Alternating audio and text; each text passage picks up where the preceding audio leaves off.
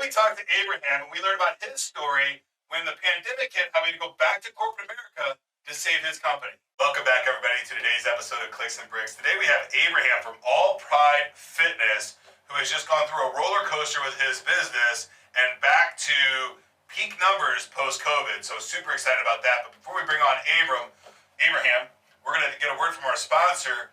Chris, can you go ahead and just play that MyGo site? Today's episode is brought to you by MyGo site, where you can build funnels and website all from one location. Easy to use, drag and drop builder. Build your first funnel today. Fully customized checkout experience, 14-day free trial, no credit card needed.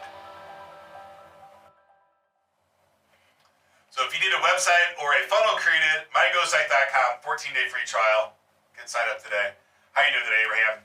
I'm great. How are you doing? Fantastic. Thank you for joining us. Very much appreciate it. Had a couple minutes to talk about your story before we get jump on this show. Can you tell the audience a little bit about how you got started with All Pride Fitness? Yeah, sure. So, I used to work out in my 20s and thought it would be really cool to own a gym. As I ended up in the corporate life. I was an account executive for a company called Rico. Was doing pretty well there, and the community club just right down the street from me became available. We decided to buy it, and my wife and I, took the plunge. Fantastic. So, All Pride Fitness, you're near Portland, Oregon, right? You have two locations. What are the two addresses or the two location cities that you're in? Yeah, so we're actually in Washougal, Washington, which is a suburb of Portland, Oregon. Okay. We don't like to claim Portland here. Okay. Okay. I understand that. Yeah. And then we have another a smaller club in a real rural community that's only got a couple of thousand people in it. It's about 30 miles east of us. Okay. And, yeah. So your main club, how many square feet is that roughly? It's about 5,500 square feet.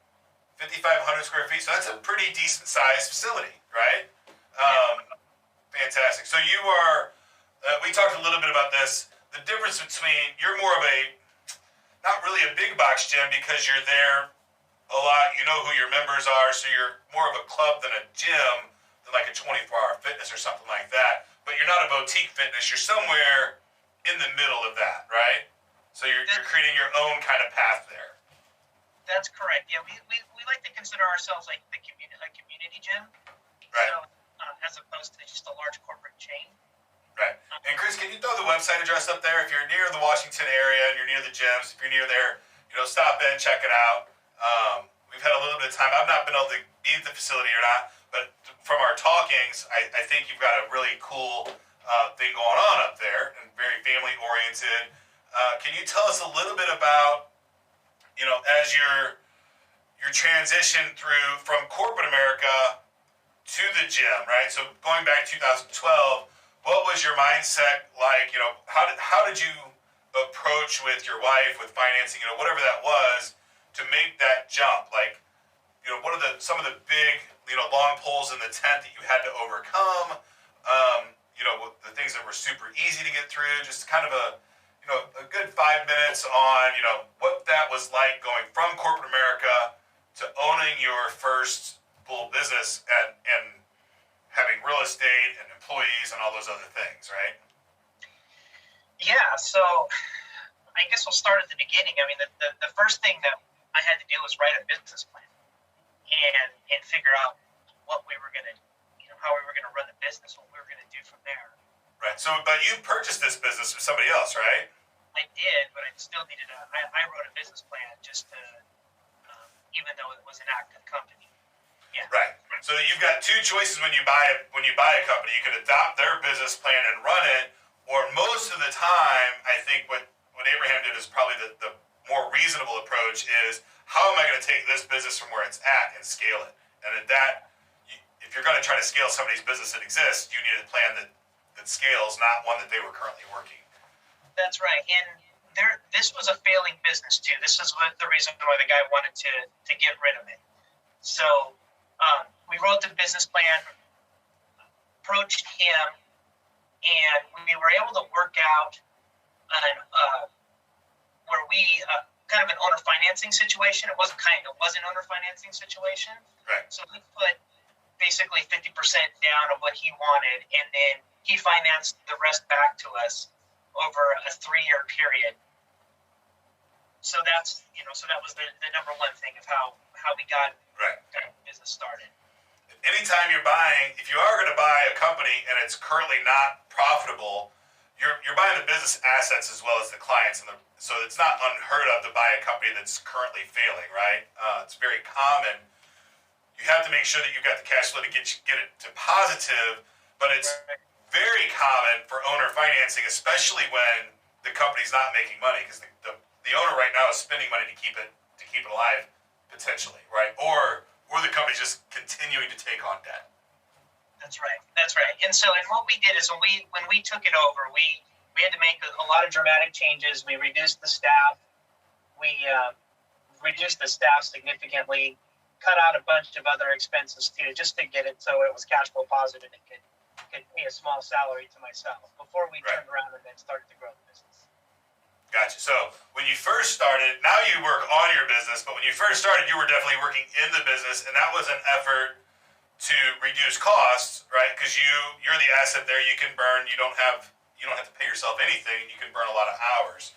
So in the original, you were doing that to reduce your operational expenses by letting some staff go, which is generally, a sign that the company's starting to go down the wrong path. But you were doing it as a break fix to get you to a spot to where you could move forward. Yeah, so it needed like a full reboot, so to speak. We ended up installing our 24-hour access system. It didn't have that before, so that allowed members to access the club at any time, which also allowed us to reduce our head count and allow the club to operate. So yeah. Fantastic. So you added new services to the users. Now they know the owner. I'm assuming, was the owner there frequently before you guys bought it? No, he was one of those. He lived quite a ways away. He was an absentee. So I cannot tell you enough. I will preach this all day, every day, and it's not a requirement that the owner needs to be at the business every day or every week or every month. But the businesses that the owners show up at, I think are so much more powerful than the owner absent businesses, right? It's great for community. It's great for attrition. Your customers stay with you longer because they know who you are. It's really, it's the best thing that you can do for your business is to show up and be there, right?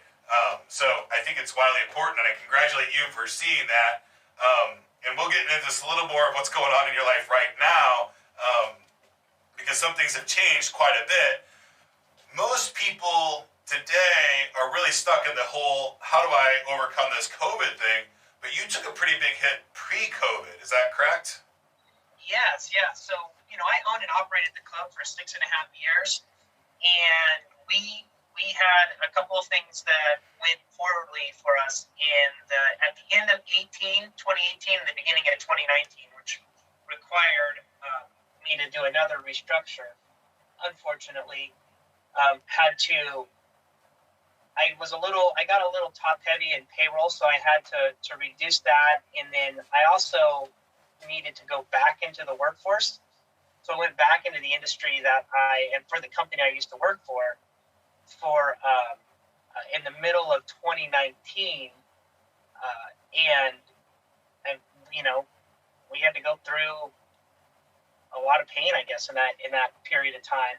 Thankfully, what we were able to do was get the business back on track, and we were actually doing really well at the end of 2019 and the beginning of 2020, right before COVID hit. Right. We had righted the ship, and we were going in the right direction. If you want, I can talk a little bit about what caused that downturn, because I think it's actually a valuable lesson for a lot of people. Absolutely. I've got some ideas, because I talk to business owners every day, but I'd love to just hear your story about how you went from, it was obviously failing, you came on, you changed a bunch of stuff, you got it to success. At what point did you see the wheels falling off, or did they kind of just all happen at once? I'd love to hear that story a little bit about how you went from, the downturn, got it back to where it was, and then started seeing that again, but you had the mindset to struggle through it and win instead of just walking away and selling the business. So I'd love to hear that story. Yeah. So we did. So we had new competition come into our community in 2016, and that did start to affect us a little bit. But I'd had a long-term employee who, had gotten pretty close with. As time went on, he got a little toxic, and we should probably have parted ways a lot sooner than we did. But I was constantly, trying to coach him up, and hey, look, you got to say no differently. And we got lots of complaints, and there was just a lot of things going on in the background that even I wasn't aware of. I knew that this toxicity was just damaging my business, but I didn't I knew that was probably the right thing to do to part ways, but I just didn't do it. I had a good relationship with this guy and kept on trying to coach through this. And ultimately it ended poorly. And right. By removing him from the equation and then putting in the person who manages my club now, it was almost an overnight change. It was really crazy on how all of a sudden membership sales went back up, retention went back up, business just started taking off again. The complaints were gone. Right. So there's a couple things. Was he stealing as well, or just being bad manager? So he wasn't stealing any property or anything like that. Okay. He was just really toxic. Right. At the very end. Luckily, I'm lucky enough to have had that kind of experience, and I've also had the theft experience from employees, and they're both struggle, right? And it is so important to get toxic employees out as soon as possible, right? It's never a good thing. I find and I've had this a couple times in my career, I'd wake up, I'm a happy guy, right? I love work. I love going to the office. I love going to my companies. I love doing all those things. But I find sometimes when I have toxic people around, I get up and I just don't want to deal with that person that day. It's not that I don't want to go do my work. It's I don't want to have the conversations that I know I'm going to have with that person. And when you start having those thoughts about somebody in your organization, if you're the owner, you have to figure out how to separate yourself from that person. Sometimes they're a great employee, you don't get along, so you got to put them in a different spot. Sometimes they're just toxic for your business, and you've got to cut them. And cutting them fast is huge, right? Gary Vee says all the time, hiring people is a guess, firing people is a decision. So it's a hard decision because you work with these people sometimes for years, and then they change. Yeah, very closely, right? And right. Yeah. I mean, if I could go back and give my younger self a little bit of advice, it would be when you need to do it, and you just got to do it.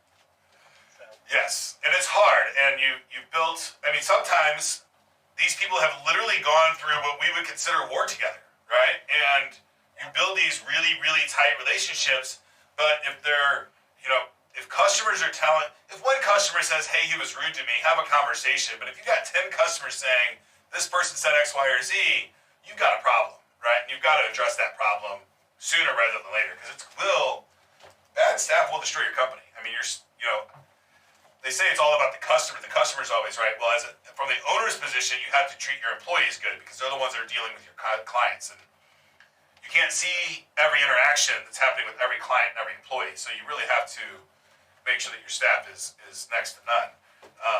That's a bummer that you had to go through that. I'm sorry that you had to do that, but now you know, and hopefully won't make that same mistake again. Yeah. Right?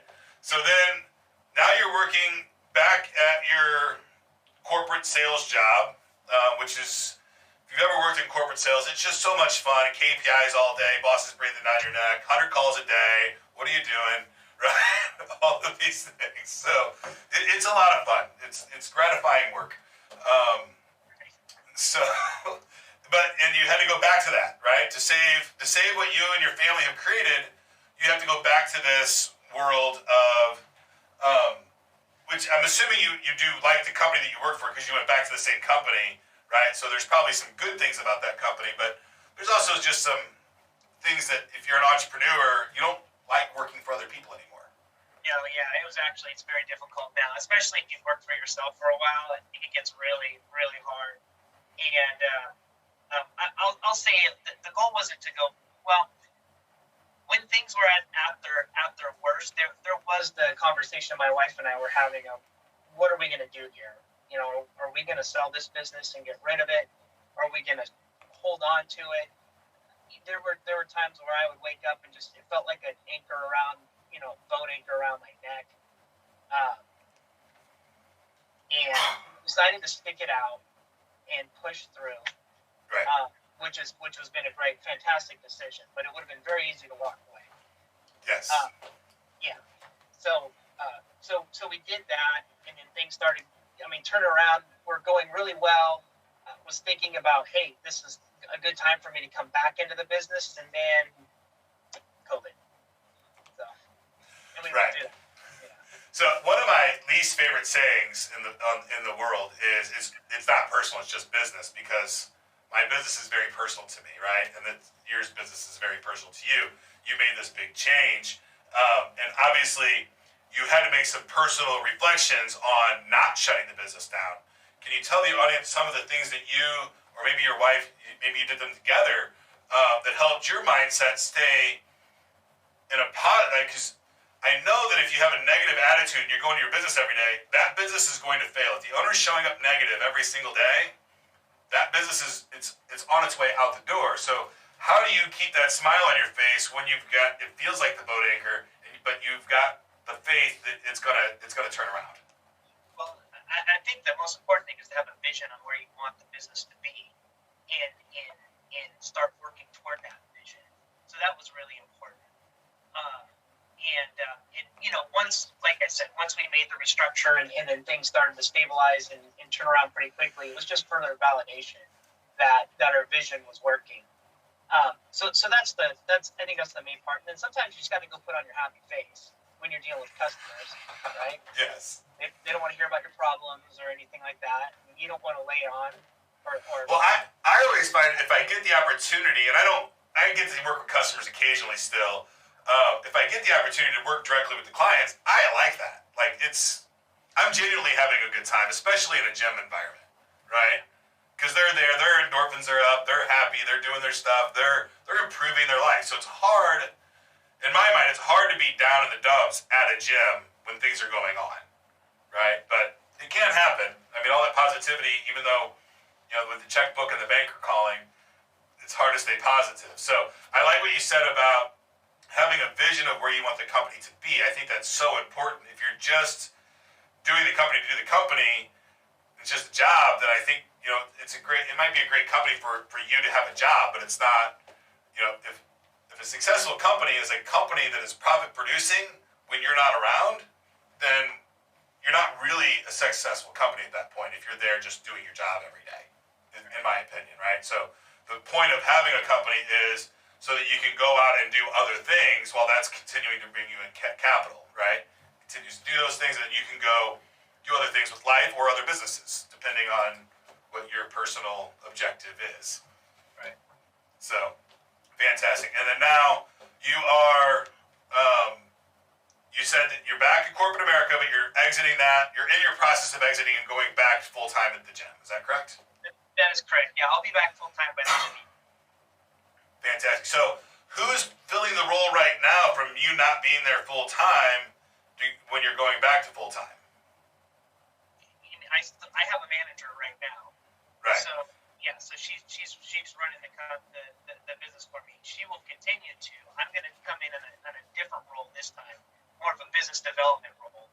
And right. So she's there every day. She's handling the tactical daily stuff, right? Then you're going to take a further step back, and you're going to be looking at, is my pricing right? Can we raise pricing? Can we add these benefits? How can we grow the business? Maybe are new locations in the thought process, or franchising or anything like that? Well, not franchising, but new locations absolutely are in the process. Yeah, and I'm also a trainer, so there's a lot of business that can be brought in that way as well. Correct. So So the vision is we're gonna bring in some more group training. I'm I'm working 6 days a week in the company too. On top of this job, I start 5 a.m. in the morning, and I train a couple of, boot camp style classes, so to speak. Okay. Yeah. And there's a lot of we're getting asked for more, and instead of bringing somebody on, that's going to be my role is to get that program up and going. Right. And then after the end of 2022, then we'll start to see where we're at and if it makes sense to look at going to a third location. Right. I also own a gym, and I'm never growing it past what it is today just because I like what it is, and it's my little hobby project. But I like that I get to the point now to where the only classes that I train are my youth classes. And I just do 2 a week, right? And I'm to that point to where I'm like, okay, I can just get to work on the stuff that I actually like working on. I don't have to do any other stuff, which has just been an absolute joy for me. Right. That's great. So awesome. So now you're through adversity. You've got these things are on the right track, right? What do you have any plans to make sure that you stay in the right mindset for growth long term? Yeah, I hope to. My plan is to establish more of a quarterly cadence, something that I didn't do before. And this has actually been good for me to come back in corporate America. It's one of the things that you kind of hate when you have to fill out all these stupid reports, but at the same time, there is something to it. It does keep you on track. So, yes. Quarterly meetings, quarterly goals. We've already got all of our goal spreadsheets all set up. I tried to do it in the past and just never stuck to it. This time, the plan is to stick to it. So that's a big thing. And then, right. and then increased marketing and so forth. So yeah. So I think the filling out the forms and the numbers and the quarterly check-ins, those are key performance indicators, or KPIs is what we generally call them. And they're wildly important. They're not so important that you need to look at them every single day, every single minute, but doing a quarterly review or a monthly review, I think, is wildly important. I think it's really good to make sure that you get down to the actual key performance indicators. How many members do I have? How many drop-ins do we have per month? What's my merchandise percentage, right? What is my revenue numbers, and what's my, those basic, really the key performance indicators I think are important to look at regularly. But there's other indicators that you want to look at quarterly, annually, and things like that, right? Is there like one to three key indicators that your business is functioning well that you look at the closest? Revenue. Revenue? Absolutely, yeah. It is a key number, right? And I like the revenue number. I typically look at cash flow over revenue. Yeah. Right, so, and the two are very similar. People confuse them a lot, depending on if you're running. I'm assuming you're running your business on a cash basis, not a GAAP basis or an accrued revenue basis. That is correct. Yeah. That's correct. Yeah. So most gyms in the country, brick and mortar companies that are doing a paid for membership are doing their accounting on a cash basis, which means you only account for the money you actually receive. So in other industries, if you bill somebody $100, you count that as revenue before you get it, and that's called an accrued revenue model, right?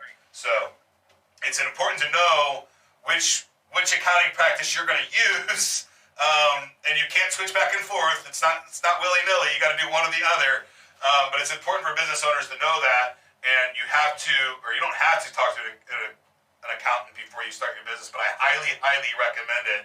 And that's one of the very first decisions you're going to have to make. So am I going to do an account on a cash basis or an accrual basis? And it has major tax implications. If you go one way and if you do accrued and you're wrong, you can be in a lot of trouble. If you do cash, it's just cash basis. It's easier, but it's at some point, revenue-wise, you're not allowed to do cash basis anymore, or something. Okay. I don't know. My accountant tells me I can't do cash basis anymore. You're not okay. So I tell him, you're a liar, do it anyway. But he does what he wants, so it's okay. I pay him to account, I do other stuff, and we'll be fine with that. But it is an important difference, folks. Make sure you know which one you're doing, because it has implications. Fantastic. So you're in the gym industry, you're chugging along, you sell corporate America stuff, you're selling products to corporate America people, right? So you have some technology experience. Do you have any ideas or thoughts on how technology is going to change the gym industry for you in the future 1, 2, 5 years out? Is there something you're really waiting to come out, or do you have some ideas of what you would like to see? Well, I mean, I think we've seen with COVID the whole workout from home phenomenon that's happening. I'm not a. I think that will stay, but not to the level that it is right now. People tend to be more community focused, and I mean, at least that's what we're seeing here. You know, people have bought a lot of equipment, but that aspect is still going to be there, and your larger clubs are going to be able to offer, even some smaller ones, some virtual based classes where people can stay in their home and then work out, you know, on a Zoom or whatever technology platform you want to use. I think that's going to be there. The other thing is, you know, Peloton's a big competitor of ours now in the sense that, you know, they're trying to sell people out of gym memberships, right? However, one of the things that's really nice, especially for a club our size, is their ability to have classes, spin classes right there with them by themselves. And there are some not so great solutions like that right now in the commercial area, but I expect those to come out more, where I would be able to offer something to my customers where they can take some type of a class led by an instructor where we don't have a spin room. I just have a couple of spin bikes, right? Right. So where they could be involved in something like that. So I do see that happening down the road. But still, that's like this on-demand world. Like luckily the world's going to keep growing, right? There's going to be new people in it every single day, and there's always going to be the people that want to stay at home and people that want to go out and socialize. The on-demand world, to me, just is not the same experience, right? You don't get that instant feedback from a trainer.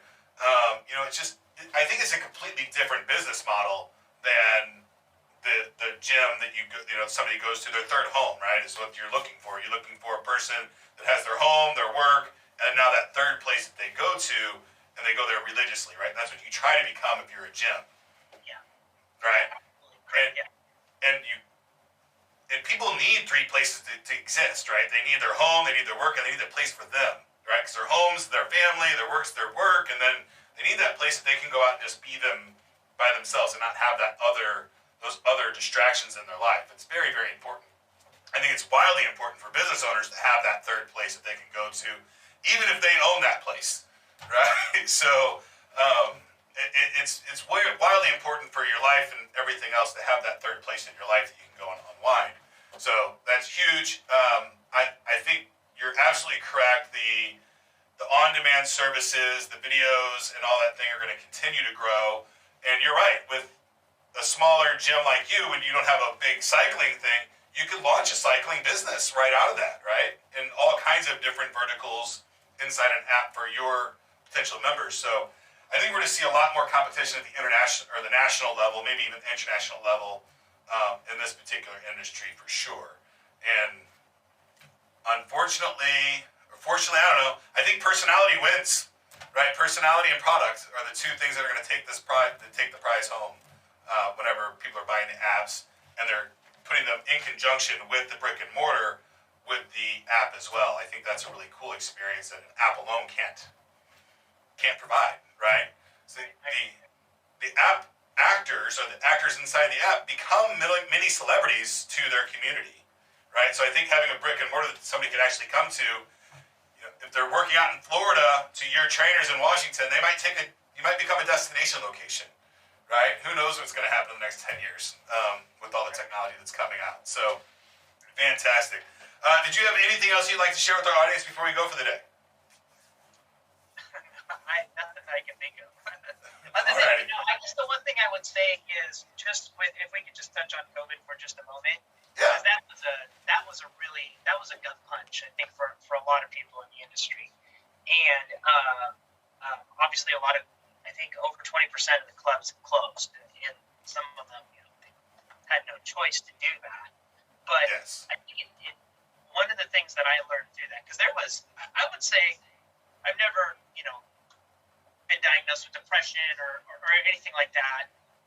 But I do say there were times during the heat of that where I felt just beaten down. And living in Washington State, Washington, Oregon, and California were the this industry and keeping us shut down for the longest period of time. And just watching, our governor go through his speeches just felt like we're just getting punched in the gut over and over and over again. And I guess my advice on that I'd like to say on that is, even though it was a really dark time, and sometimes we may be facing a dark time right now, what we're doing, if we keep our head down and just have that vision and move forward, there's always light at the end of the tunnel. And it's always worth just going after it and not giving up. Absolutely. I'm 100% on board with and yeah, COVID was rough, and I did lose a business in COVID, right? I have a few businesses, and I lost one of them. Shut down. It will never open again, right? It's gone. So, and it was tough, right? The landlord just wouldn't cooperate with, he put his rent right back to full rate as soon as the government lifted that levy. So it was tough, right? And it's hard. Now, luckily, I got to move the majority of my employees to other businesses, and it didn't take a huge hit there, but the landlord's got the biggest hit in my particular case. So, but I didn't quit all my businesses. There was one business that wasn't viable anymore after COVID, and it had to be shut down. So I think it's important to know that when that happens too, when it's time to walk away from something, if it's just not going to be viable again. But it's not a reason to quit doing everything.